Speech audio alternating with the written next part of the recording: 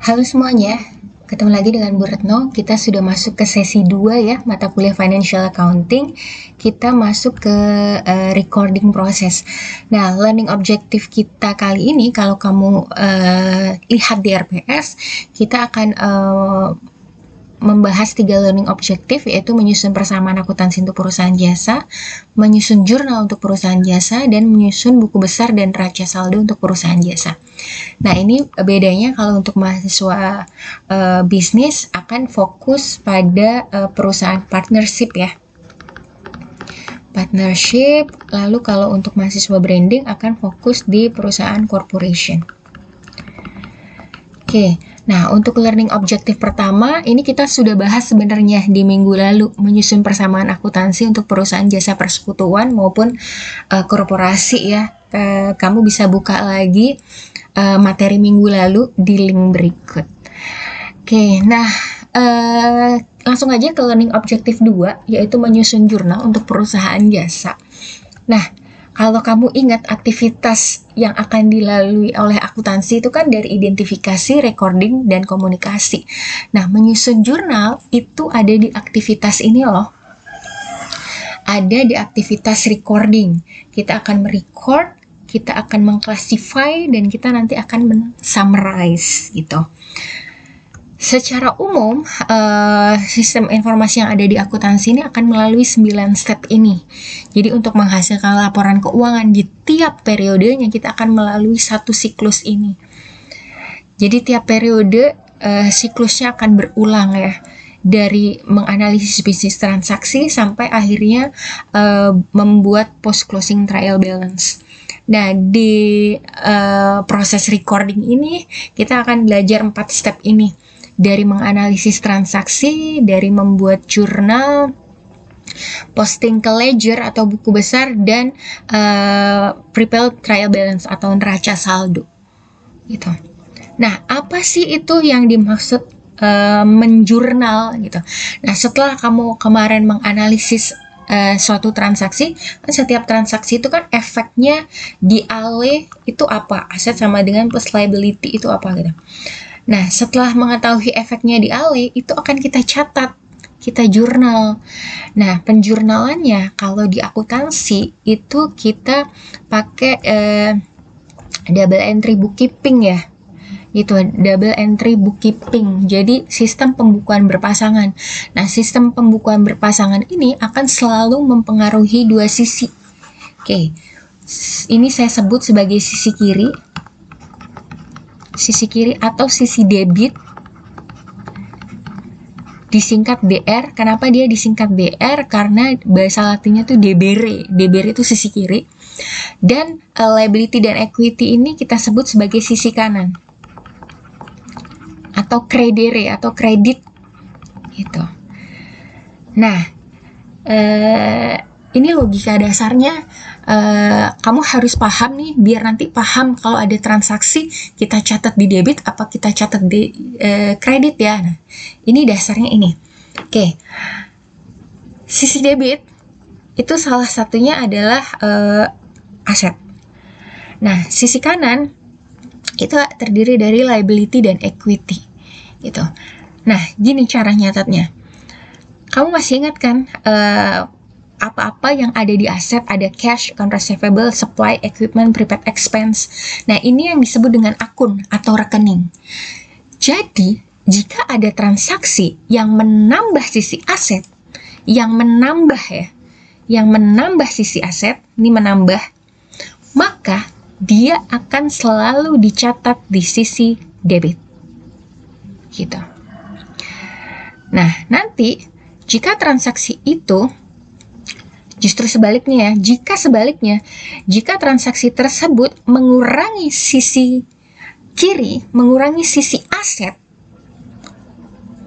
aset, maka dia dicatat di sisi kredit. Oke, jadi saldo normalnya aset itu selalu ada di debit. Gitu. Wait, Bu, itu kok ada prepaid expense? Saya baru dengar, Bu, prepaid expense itu apa? Prepaid expense itu beban dibayar di muka. Kenapa dia masuk aset? Karena beban dibayar di muka ini seperti ini, kita sudah membayar, tapi kita belum menerima manfaatnya. Jadi misalnya kita membayar sewa toko untuk 1 tahun, kita sudah membayar di muka, makanya disebut prepaid expense. Kita sudah membayar di muka, tapi kita belum menerima manfaatnya. Nah, aset itu kan sumber daya yang kita miliki yang someday menghasilkan future benefit. Nah, ini sudah kita miliki, sudah kita bayar, tapi belum kita manfaatkan. Tapi nantinya akan menghasilkan future benefit. Nah, that's why prepaid expense part of asset ya. Oke, kembali lagi ke tadi logika debit dan kredit. Segala sesuatu yang menambah aset itu akan dicatat di sisi debit. Gitu. Jika suatu transaksi mengurangi sisi aset, maka dia akan dicatat di kredit. Contohnya gimana? Wait, sebentar. Bentar ya. Nah, bagaimana dengan sisi kanan? Sama nih sisi kanan. Segala sesuatu yang menambah liability atau equity, dia akan dicatat di sisi kredit. Jadi, saldo normal untuk akun-akun yang ada di liability dan equity itu adalah di kredit. Jadi, kalau ada transaksi nih yang menambah account payable, yang menambah utang, maka dia akan dicatat di kredit. Kalau ada transaksi yang menambah capital, dia akan dicatat di sisi kredit. Bu, itu ada unearned revenue. Unearned revenue itu apa? Kok masuk ke liability? Unearned revenue itu adalah pendapatan diterima di muka. Jadi, kamu sudah dapat DP dari klien, tapi kamu belum jual produknya atau belum jual jasanya. Jadi kamu punya utang kerja. Utang jasa. That's why unearned revenue masuknya ke liability gitu ya. Jadi segala sesuatu yang menambah liability, menambah equity, dia akan dicatat di kredit. Tapi kalau transaksi tersebut mengurangi liability atau mengurangi equity, akan dicatat di sisi debit.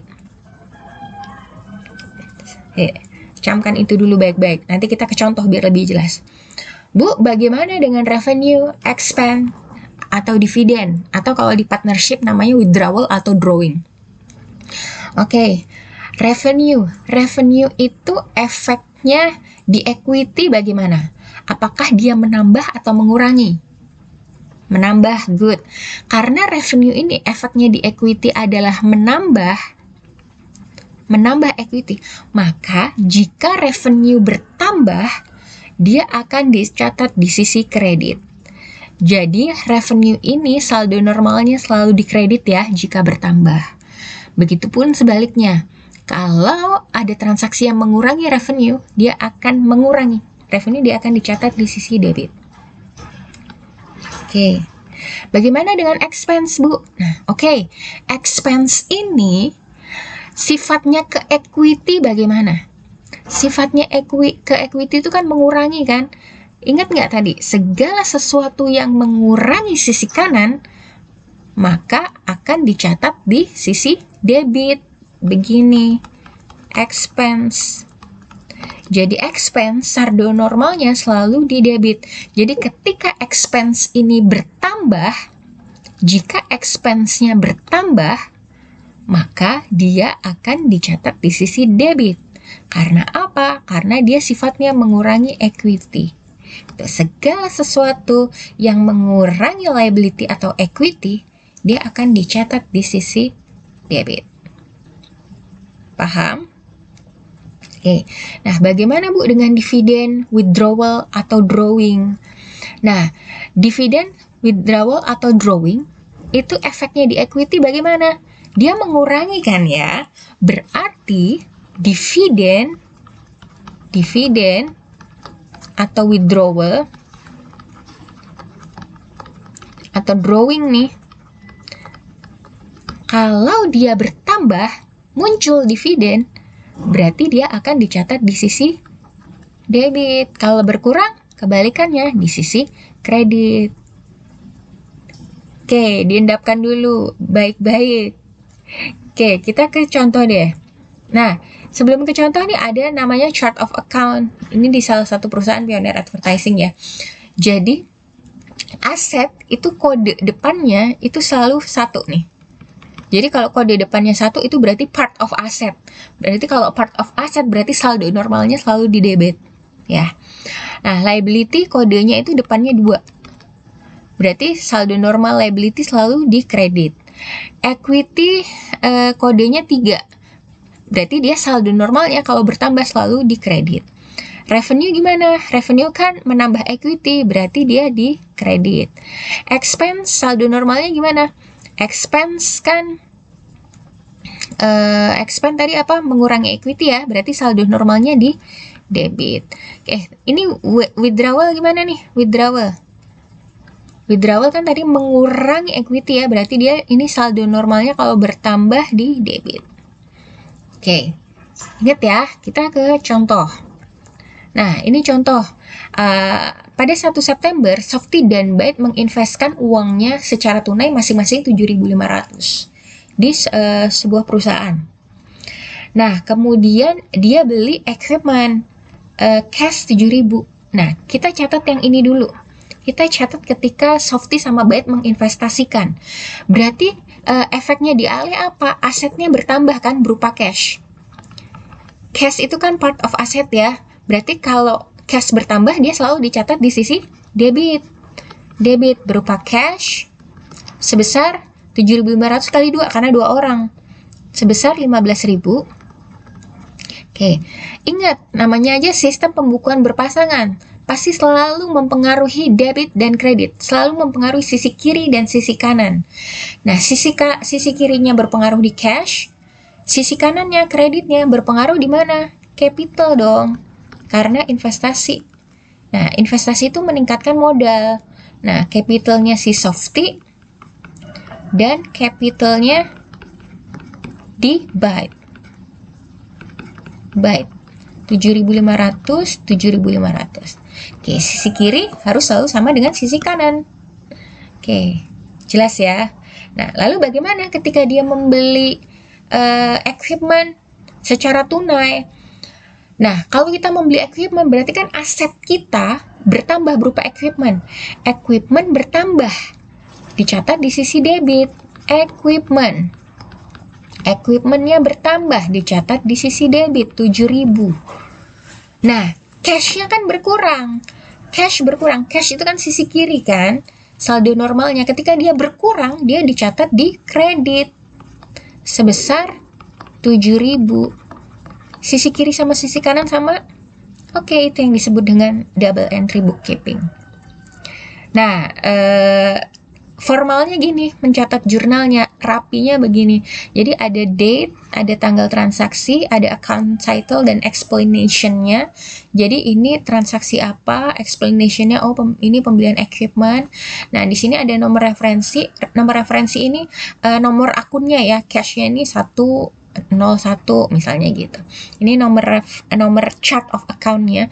Biasanya makin besar perusahaannya, chart of account-nya itu makin banyak, biasanya digit nomor akunnya itu makin banyak. Tuh, nah ini ada sisi debit, ada sisi kredit. Oke. Seperti itu, kita akan lanjutkan ke penjelasan lebih lanjut tentang mekanisme debit kredit ini di latihan soal ya. Oke, thank you guys.